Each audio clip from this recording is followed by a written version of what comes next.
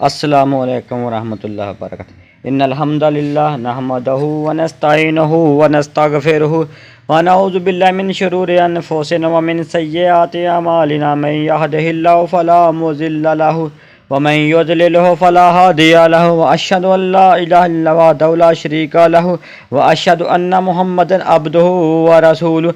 अम्मा बाद फ़इन्ना खैरिल हदीसी किताबुल्लाह व खैरिल हदी हदी मुहम्मदिन सल्लल्लाहु अलैहि वसल्लम व शर्रिल उमूरि मुहदसातुहा व कुल्लु मुहदसातिन बिदअह व कुल्लु बिदअतिन ज़लाला व कुल्लु ज़लालतिन फिन्नार। बिला शुबा सब तारीफ़ें अल्लाह ही के लिए हैं। हम इसी की तारीफ़ करते हैं, इसी से मदद मांगते हैं और इसी से बख्शिश तलब करते हैं।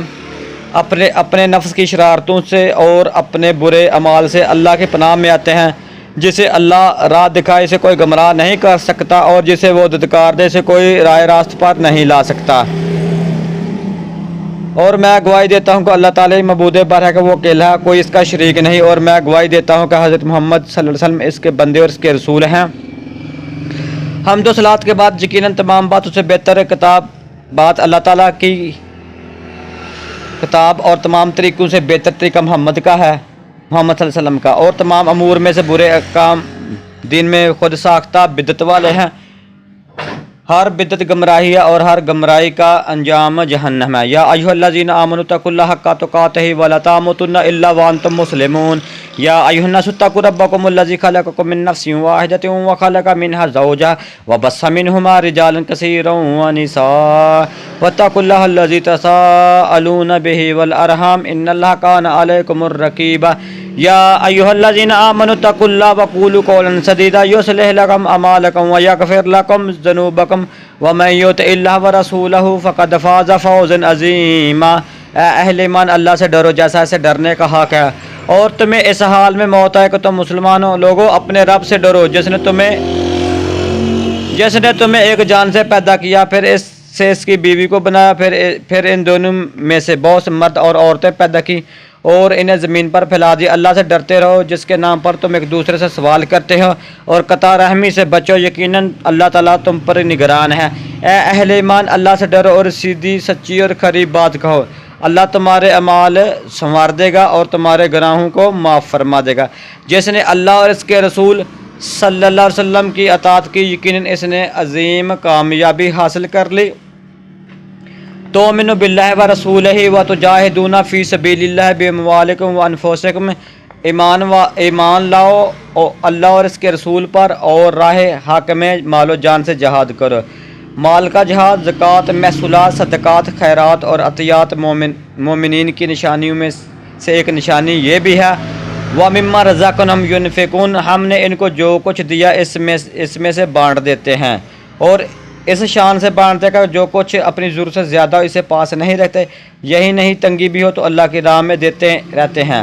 आल इमरान में है कि अल्लाज़ीना युनफ़िक़ूना फ़िस्सर्राइ वज़्ज़र्राइ, खुशहाली हो या तंग दस्ती हो वो लोग अल्लाह के नाम पर दिया करते हैं। साथ ही ज़्यादा माल से बचने वालों को खबरदार कर दिया गया है। वल्लज़ीना यनकिज़ूना ज़हाबा वल फ़िद्दता वला युनफ़िक़ूनहा फ़ी सबीलिल्लाहि फ़बश्शिरहुम बिअज़ाबिन अलीम। और जो लोग सोना चांदी जमा रखते हैं और अल्लाह की राह में देने से भागते हैं, इन्हें बड़े सख्त अज़ाब की खबर सुना दीजिए।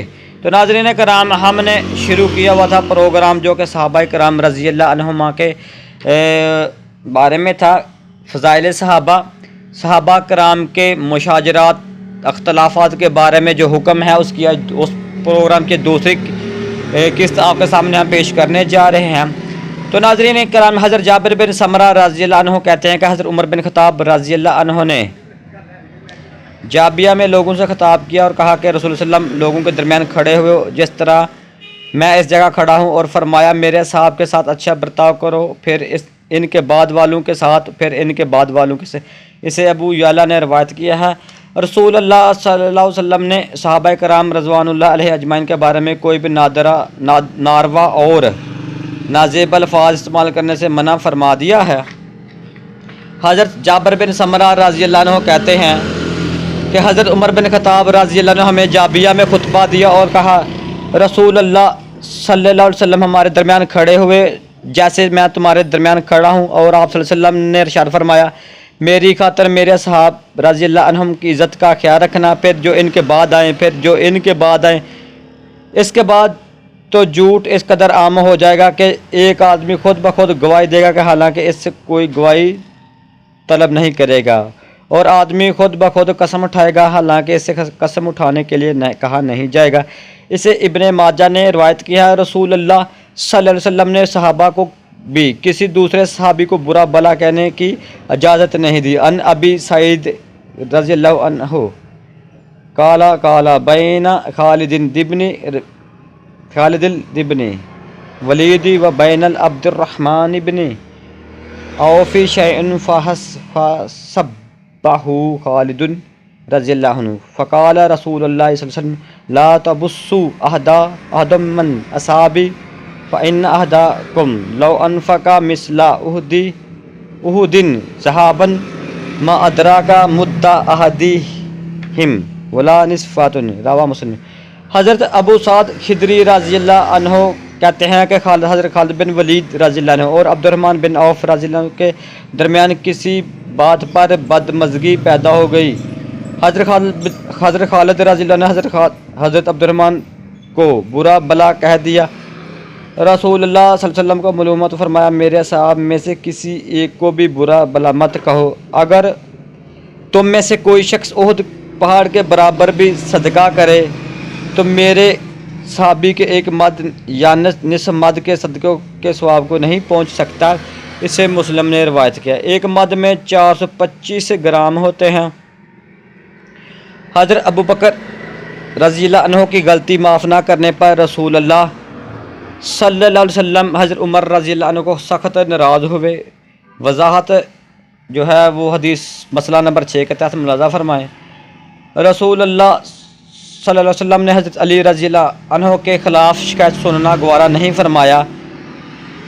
حضرت ابو سعد خدری رضی اللہ عنہ کہتے ہیں کہ لوگوں نے حضرت علی رضی اللہ عنہ کے بارے میں رسول اللہ صلی اللہ علیہ وسلم سے شکایت کی۔ آپ صلی اللہ علیہ وسلم نے کھڑے ہو کر ہمارے درمیان میں خطبہ دی اور فرمایا علی رضی اللہ عنہ کی شکایت نہ کرو، وہ اللہ کی ذات کے معاملے میں اور اللہ کی راہ میں بہت سخت ہیں۔ اسے حاکم نے روایت کیا ہے۔ سنسار ہونے والی خاتون کے بارے میں حضرت خالد بن ولید رضی اللہ عنہ نے نازیبہ الفاظ استعمال کیے تو رسول اللہ صلی اللہ علیہ وسلم سخت ناراض ہوئے۔